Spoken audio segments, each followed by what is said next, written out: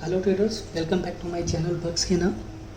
जैसे कि previous video में हमने डिस्कस किया था कि एक प्लेलिस्ट हम डालेंगे जिसमें कि जो मार्केट में फ्रेशर हैं, जो ट्रेडर हैं, जो ट्रेडिंग करना चाहते हैं, उनको नॉलेज नहीं है मार्केट में, उनके लिए टेक्निकल नॉलेज हम बेसिक से लेकर एडवांस तक उसमें डिस्कशन करेंगे। तो वो प्लेलिस्ट का जो पहला एपिसोड है, पहला वीडियो है, वो मैंने अभी रिकॉर्ड करके डाला हुआ है, जिसको आप अभी सुन रहे हैं। ठीक है, तो हम शॉर्टली, थोड़ा सा टाइम कम है तो हम पहले अपना वीडियो जो है वो स्टार्ट करते हैं। उससे पहले मैं थोड़ा सा एक मोटिव की बात करना चाहूँगा कि चैनल का मोटिव क्या है और ट्रेडर्स जो रहते हैं उनका एक माइंडसेट क्या रहता है। ठीक है, तो सबसे पहले मैं बोलूँगा कि मोस्टली जो ज़्यादातर जो लोग रहते हैं उनके लिए ट्रेडिंग एक सेकेंडरी सोर्स ऑफ इनकम रहता है।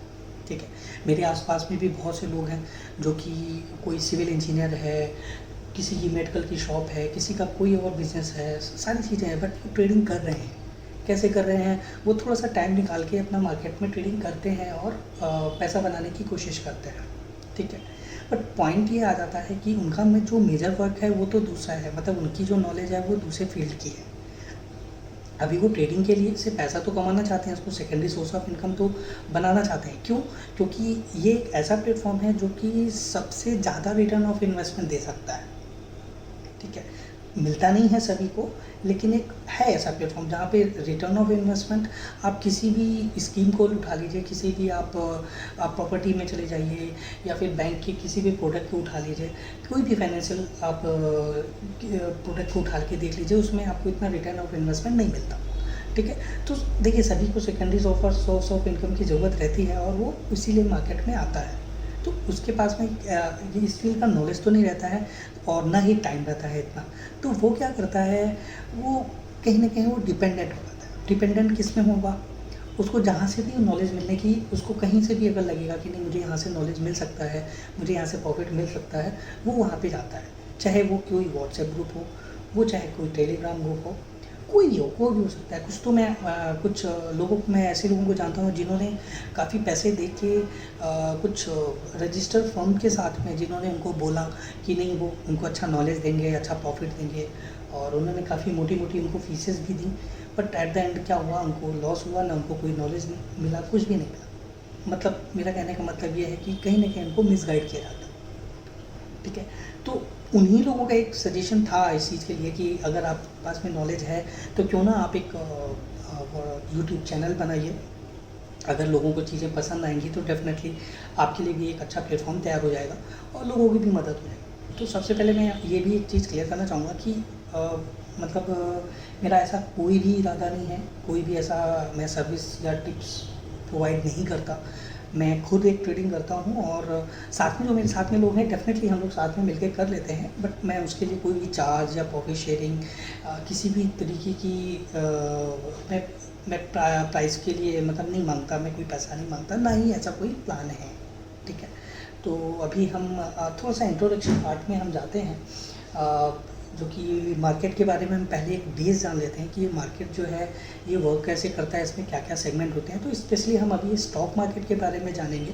ठीक है, मार्केट तो देखिए कैपिटल मार्केट अपना बहुत बड़ा है।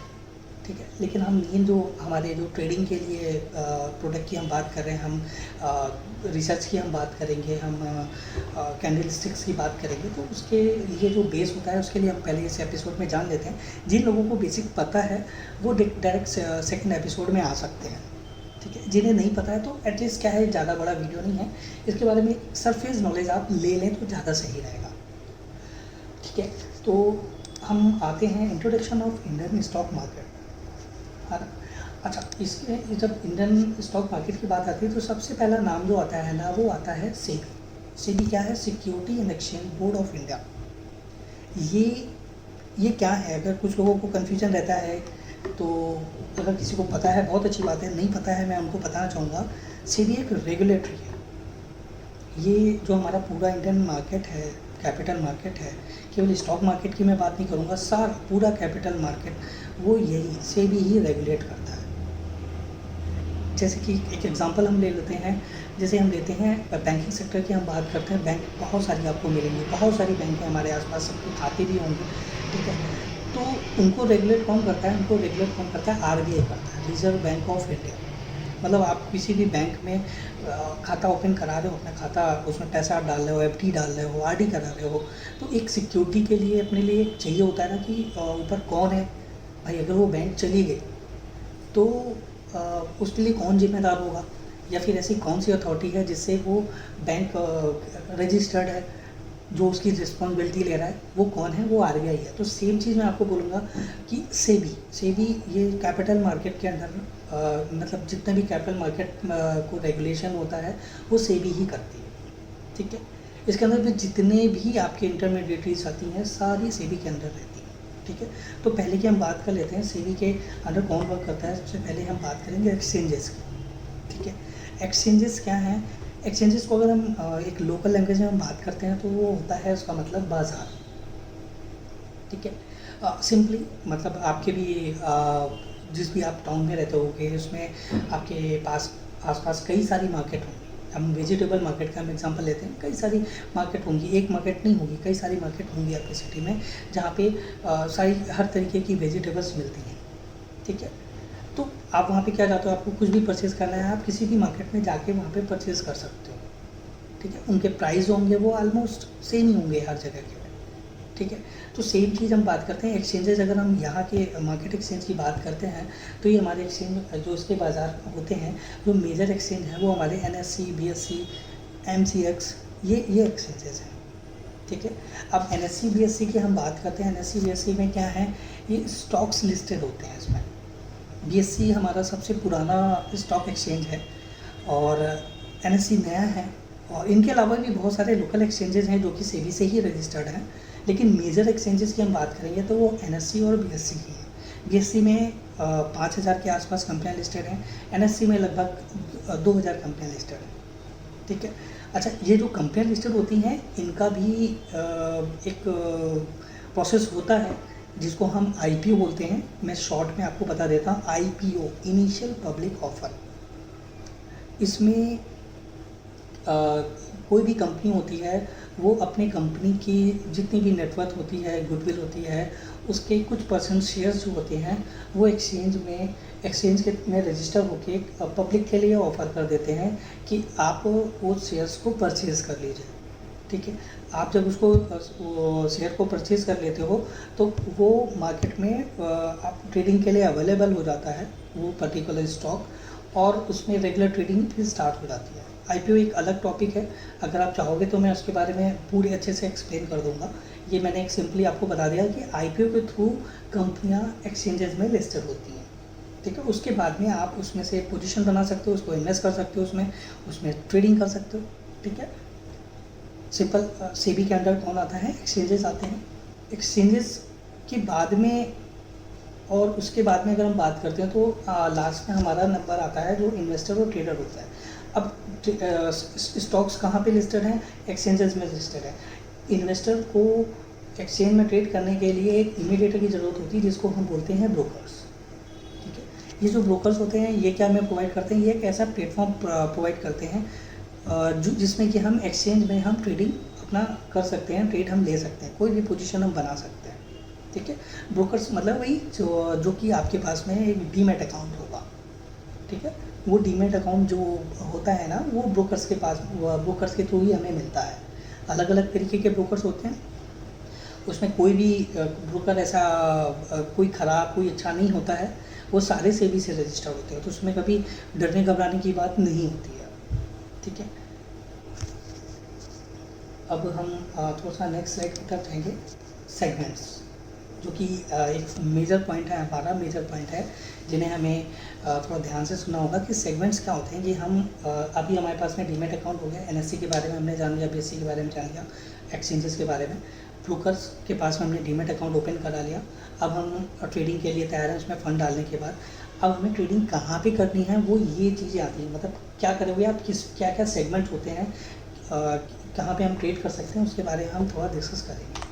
सेगमेंट्स में हम अगर देखते हैं तो हमारे पास में 3 मेजर सेगमेंट हैं हमारे, इक्विटी, करेंसी और कमोडिटी। ये इन सेगमेंट्स में हम ट्रेड करते हैं। अब हम एक एक करके हम इनके बारे में जानेंगे कि एक सरफेस नॉलेज ले रहे हैं हम, बहुत ज़्यादा डीप में नहीं जाएंगे, ठीक है, कि किस किस इन सेगमेंट में हम किन किन प्रोडक्ट्स में काम कर सकते हैं, किन किन काउंटर्स में काम कर सकते हैं, सबसे पहले करेंसी देखते हैं। करेंसी में देखिए हमारे पास में ये वी हैव 5 काउंटर्स जिसमें हम ट्रेड लगा सकते हैं।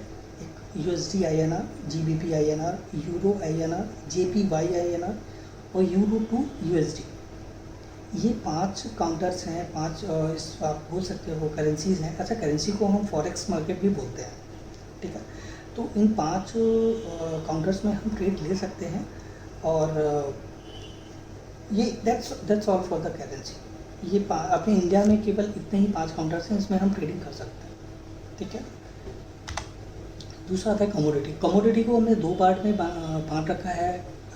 एक है MCX, एक है NCDEX, ठीक है। इनके बारे में हम जानेंगे। कमोडिटी के 2 पार्ट हैं, MCX और NCDEX। अब NCDEX की हम बात करते हैं तो NCDEX क्या है? ये हमारे जो एग्रीकल्चर प्रोडक्ट्स होते हैं उनमें ट्रेडिंग लेने के लिए ये एक्सचेंज होता है। हम इसमें ट्रेडिंग कर सकते हैं NCDEX में। एग्रीकल्चर प्रोडक्ट्स जो कि बहुत ही कुछ जो हम गांव की बात करते हैं, जो विलेज एरियाज़ होते हैं वहाँ पे जो जिनके पास में ज़्यादा खेत वगैरह होते हैं, आप जानते होंगे, उनमें क्या करते हैं लोग फिजिकल फॉर्म में ट्रेडिंग करते हैं। कोई भी सीज़न की चीज़ होती है उसको वो फसल होती है उसको वो क्या करते हैं, इकट्ठा करते हैं और गोडाउन में रख देते हैं। जब मार्केट में उसका प्राइस अच्छा आता है तो उसको क्या करते हैं, वो वहाँ पे बेच देते हैं मार्केट में, ठीक है। तो सेम चीज़ आप यहाँ पे भी कर सकते हो, बट यहाँ पे ये डिजिटल फॉर्म में रहता है। आपको इसमें कोई गोडाउन लेने की ज़रूरत नहीं है, बस आप अपना अकाउंट एक्टिवेट कराइए, उसमें NCDEX का जो अपना सेगमेंट होता है उसको एक्टिवेट कराइए, आप फंड डालिए और डिजिटल फॉर्म में आपको जो भी ये जो आपको सारी चीज़ें दिख रही हैं, रेशो सीड, कॉटन सीड, धनिया, जीरा, कपास, इन किसी में से भी वो क्या करते हैं, आप यहाँ के लॉट्स उससे उठा सकते हैं, उसकी क्वांटिटी आप उठा लीजिए। उठाने के बाद में आप उसको जब तक आपको रखना है आप रखिए, जब आपको प्रॉफिट हो रहा है अपने हिसाब से आप उसको बेच सकते हो। अच्छा, प्राइस जो रहता है वो मंडी से ऑलमोस्ट सेम ही रहता है NCDEX में, ये जो एक्सचेंज है, ठीक है। इसकी वेबसाइट की लिंक भी मैं नीचे डाल दूँगा, अगर किसी को इंटरेस्ट हो तो आप उसमें देख सकते हो, ठीक है। अब दूसरा हमारा जो कमोडिटी का दूसरा पार्ट है MCX, मल्टी कमोडिटी एक्सचेंज। इसमें हम जो ट्रेडिंग करते हैं ये हम मेटल्स में ट्रेड लेते हैं, ठीक है। यहाँ पे हम 9 काउंटर्स हैं जो कि हम देख पा रहे हैं। ये gold, silver, zinc, aluminium, lead, nickel, copper, रूडल और नेचुरल गैस, ठीक है। ये MCX जो है हमें ये 9 काउंटर्स हैं, इनमें ट्रेड करने के लिए अलाउड करता है। बहुत से लोग गोल्ड और सिल्वर में इन्वेस्ट करते ही हैं, तो सेम चीज़ जो मैंने आपको NCDEX के लिए बताई थी, उसमें आपको फिजिकल फॉर्म में ना लेके आप अगर चाहते हो इलेक्ट्रॉनिक फॉर्म में लेना तो आप इलेक्ट्रॉनिक फॉर्म में लेके आप रख सकते हो। उसका आपको बेनिफिट मिल जाएगा। जिस हिसाब से रेट ऊपर नीचे होगा, आपको जो भी P&L है वो आपका वो रेट के हिसाब से रहेगा। इसका भी रेट जो रहता है वो जो बाहर के जो शॉप्स वगैरह रहेंगे उसके ही ऑलमोस्ट इर्द गिर्द ही रहता है, ठीक है। अभी हम बात करते हैं इक्विटी मार्केट की। इक्विटी के 2 पार्ट हैं, इक्विटी कैश और डेरिवेटिव। कैश जो मैंने अभी आपको बताया था, अभी एक्सचेंजेस में एक क्या होता है, स्टॉक लिस्टेड होते हैं, तो जो भी कंपनियां हैं उन कंपनियों के आप शेयर जो परचेज़ कर रहे हो उन पर उनको शेयर में जो ट्रांजेक्शन कर रहे हो ना, वो हम इक्विटी कैश का पार्ट है। आपने किसी भी कंपनी, कोई भी वेल नोन कंपनी की बात हम कर लें, SBI, axis bank, TCS, ITC, कोई भी आप कंपनी की बात कर लें, they are so many companies are listed in stock exchanges. आप उनमें से उसके जो शेयर आप परचेज़ कर रहे हो वो कैश सेगमेंट में आ रहा है। आप मतलब डायरेक्ट आप उनके शेयर परचेज़ कर रहे हो। उसके परचेज़ करने के भी देखिए 2 तरीके होते हैं, एक होता है इंट्राडे, एक होता है डिलीवरी बेसिस। इंट्राडे में क्या है, पोजीशन जो हमारा मार्केट है, इंडियन मार्केट है, वो एक्चुअल में 9 बजे से लेके 4 बजे तक के का रहता है, जिसमें कि 9 बजे से लेके 9:15 का जो टाइम रहता है वो ओपनिंग सेशन रहता है। अगर किसी को नहीं पता है तो प्लीज़ इसको आप नोट डाउन कर सकते हो। 9 बजे से 4 बजे के बीच का जो पीरियड रहता है वो मैं आपको बताना चाहूँगा। 9 बजे से लेके 9:15 का जो पीरियड रहता है वो ओपनिंग सेशन रहता है, जिसमें कि सारे स्टॉक्स वगैरह के, प्रीमियम वगैरह के प्राइस वगैरह डिसाइड होते हैं, ठीक है। सो ये 9:15 से लेके 3:30 बजे तक का जो सेशन रहता है वो ट्रेडिंग सेशन रहता है, जिसमें कि हम अपने ऑर्डर प्लेस कर सकते हैं, बाई सेल सारी चीज़ें कर सकते हैं। और तीसरा जो सेशन रहता है 4 बजे तक का, वो क्लोजिंग सेशन रहता है। क्लोजिंग सेशन में क्या होता है कि जो एक्सचेंजेस होते हैं सारे स्टॉक्स के प्रीमियम के जो क्लोजिंग प्राइस होते हैं वो डिसाइड करते हैं, राइट। वो सेटलमेंट होता है, सारी चीज़ें सेटलमेंट भी होता है, क्लोजिंग प्राइस भी डिसाइड होता है।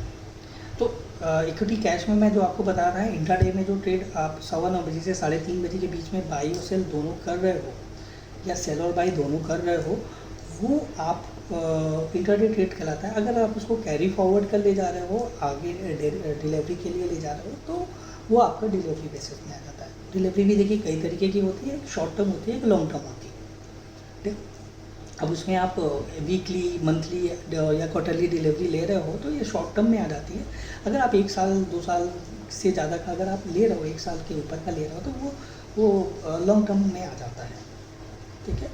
दूसरा पार्ट में क्या है, ये डेरिवेटिव में जो अपने के 2 पार्ट रहते हैं, फ्यूचर और ऑप्शन, ठीक है।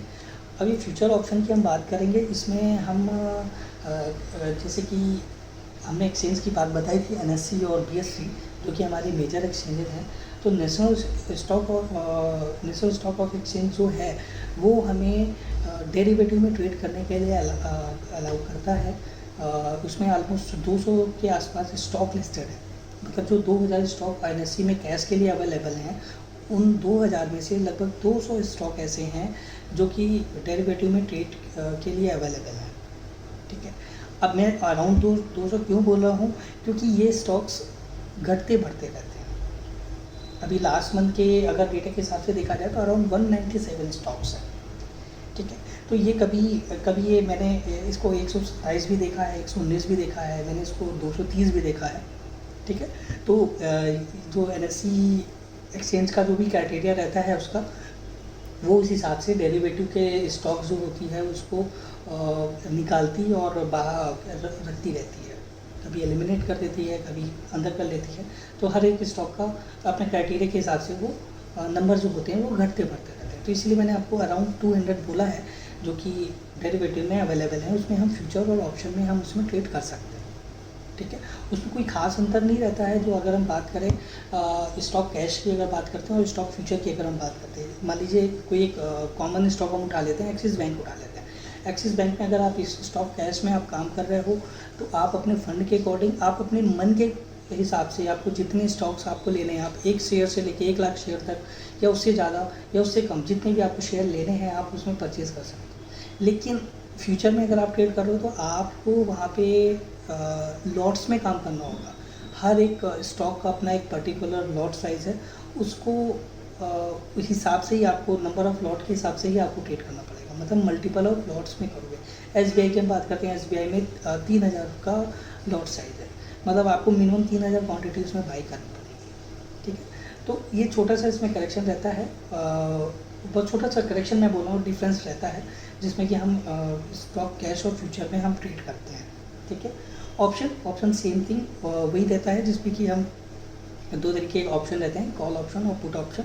अगर इसके लिए इन डिटेल किसी को बिल्कुल नहीं पता है फ्यूचर ऑप्शन या डेरिवेटिव का पार्ट, तो अगर ज़्यादा लोगों को ऐसा लगेगा तो प्लीज़ उसमें कमेंट कीजिए आप, मैं इसके लिए डेरिवेटिव का एक अलग से वेल एक्सप्लेन कर दूंगा उसमें। ये अभी मैंने जैसे आपको शुरू में बताया, मैं एक सरफेस नॉलेज आपको दे रहा हूँ, ठीक है। ये इन डीप अगर हमें, क्योंकि हमारा मेन मोटिव क्या है, टेक्निकल सीखना, तो हम जो कि नेक्स्ट एपिसोड से हम स्टार्ट करने वाले हैं, ये एक मैंने सरफेस नॉलेज दे दिया है जिनको नहीं पता हो या थोड़ा बहुत पता हो या छोटे मोटे डाउट हो।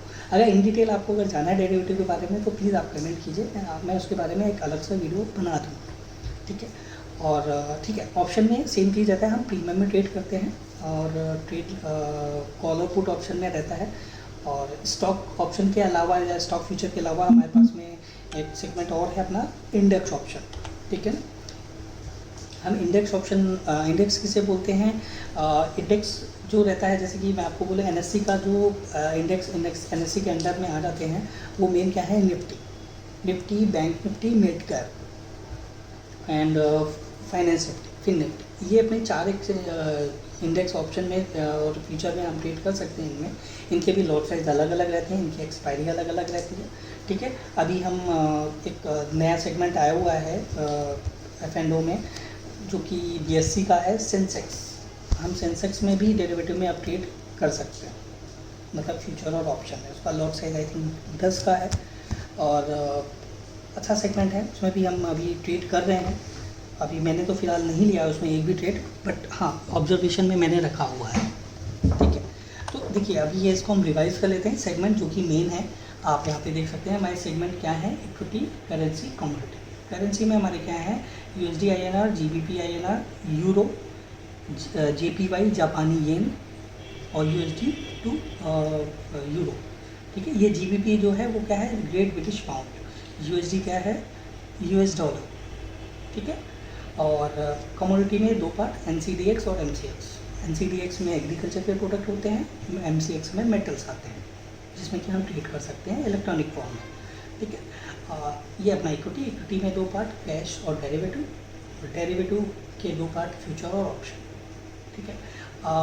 अभी तक के लिए इस वीडियो में इतना ही। अगर कुछ चीज़ें आपको इन डिटेल जाननी है तो प्लीज़ मैं आपको फिर से बोलूँगा, इन डिटेल्स आप मतलब आप उस चीज़ के लिए बोल सकते हो, पूछ सकते हो, और मैं उसके लिए अलग से वीडियो बनाने की कोशिश करूँगा। जैसे कि मैंने आपको शुरू में बताया है कि मेरा ऐसा कोई भी प्लान नहीं है कि मैं कोई टेलीग्राम चैनल दूँ या फिर आपसे कोई किसी भी तरीके का कोई चार्ज करूँ। तो मैं ज़्यादा इसमें फोकस नहीं कर पा रहा हूँ और शायद मैं आने वाले टाइम में इतना भी नहीं करूँगा। मुझे जितना पता है वो मैं आपको ज़रूर बता दूँगा, ठीक है, वो भी फ्री ऑफ कॉस्ट। कोई भी मुझे उसमें से आपका 1 भी % मुझे ऐसा नहीं रहता। देखिए बहुत से ऐसे यूट्यूबर्स हैं और ट्रेडर्स हैं जो कि मार्केट में अच्छा कमा रहे हैं और बहुत अच्छा पैसा कमा रहे हैं, ठीक है, और बहुत अच्छी ट्रेनिंग भी दे रहे हैं। बट उनका कहीं ना कहीं आप देखोगे लास्ट में वो बोल देंगे कि मेरा एक ऐप है, इसको आप कीजिए, डाउनलोड कीजिए, उसमें स्टडी मटेरियल है, आप उसमें जाओगे तो उसमें उनकी सीक्रेट क्या कहते हैं ट्रिक्स रहती हैं। बोलते हैं कि मैं सीक्रेट आपको चीज़ें सिखाऊंगा जो कि मैं यूज़ करता हूँ, उसके लिए आप इतना पे कर दीजिए, ये कर दीजिए। तो कहीं ना कहीं मेरा ऐसा क्या मानना है कि मार्केट में देखिए जो भी है ना वो सारी चीज़ें लिमिटेड है। मैं कुछ ऐसे लोगों से भी मिला हुआ हूँ जिन्होंने काफ़ी अच्छी एकेडमी से ट्रेनिंग ली हुई है, काफ़ी अच्छा पैसा देके, ठीक है। शायद आप उन लोगों की अभी एड्स भी देख रहे हो यूट्यूब में या फिर फेसबुक में, आपके उनके एड्स आते हों। बहुत ही ज़्यादा उनका एक तरीके से मार्केटिंग रहता है, ई मार्केटिंग टीम, जो कि बहुत ही ज़्यादा आपको इन्फ्लुएंस करता है कि आप उसका आई ओपनर वेबिनार आप उनका ज्वाइन कीजिए। उसके बाद में आप उसमें जाओगे, उसमें जाने के बाद में फिर वो आपसे एक फुल कोर्स के लिए डिमांड करेंगे कि उसकी फ़ीस 80,000 है, 1.5 लाख है, इतनी बड़ी बड़ी फीसें है। ऐसा कुछ वो नहीं सिखा देते हैं, वो सिंपल सी चीज़ें रहती है। मैं आपको बता देता हूँ, देखिए कैंडल जो लिमिटेड ही है कैंडल्स, अगर आप जानते हो तो ठीक है, अदरवाइज़ मैं आपको नेक्स्ट वीडियो में बताने वाला हूँ। तो कैंडल्स जो रहते हैं उनके टाइप्स ऑफ कैंडल वो लिमिटेड ही होते हैं, उनके पैटर्न्स होते हैं वो लिमिटेड ही होते हैं, ठीक है। हाँ, प्राइस एक्शंस वगैरह जो रहते हैं ना वो मैं आपको बता दूंगा, वो चीज़ वो भी बता देंगे, ऐसा कोई डिफरेंस नहीं रहेगा। वो आपको टाइम जैसे जैसे आप दोगे ना वैसे वैसे आप उसमें परफेक्ट होते चले। 100% देखिए किसी की कोई एक्यूरेसी नहीं है, कोई भी नहीं है। सब वो बोलेंगे कि ये प्रोबेबिलिटी पे मार्केट काम करता है, ठीक है। आपको ये पैटर्न बनना है तो आपको यहाँ पे आप बाई की पोजीशन बना सकते हो, यहाँ पे आप स्टॉप लॉस रख सकते हो। मतलब स्टॉप लॉस वहाँ पे भी रहेगा, आप बहुत बड़ी फीस देके जो सीख रहे हो वहाँ पे भी, यहाँ पे जो मैं आपको फ्री में दे रहा हूँ, डिलीवरी कर रहा हूँ, वो उसमें भी आपको स्टॉप लॉस रहेगा, ठीक है। तो बताना मेरा काम है, आप उस चीज़ को क्या है सीखिए, उसमें प्रैक्टिस कीजिए, डायरेक्ट जंप मत लीजिए, थोड़ा सा टाइम लीजिए, उसकी भी मैं आपको प्लानिंग बताऊँगा, ठीक है। और इसके बाद में आप धीरे धीरे ट्रेडर आप बन जाओगे। आपको कोई ज़रूरत नहीं है, आपको कहीं इधर उधर मिसगाइड होने की ज़रूरत नहीं है, किसी को कोई पैसे देने की ज़रूरत नहीं है। आपको जो भी जितना भी आपको वो यूट्यूब में अगर लिटरली अगर वो किसी को सिखाना चाह रहा है तो उसके लिए चार्ज करना मतलब मुझे नहीं लगता कि वो कोई एक सही प्रोसेस है, ठीक है। वो उनका मोटिव है, वो पैसा कमा रहे हैं, मैं मना नहीं कर रहा, मैं इसके लिए गलत नहीं बोला।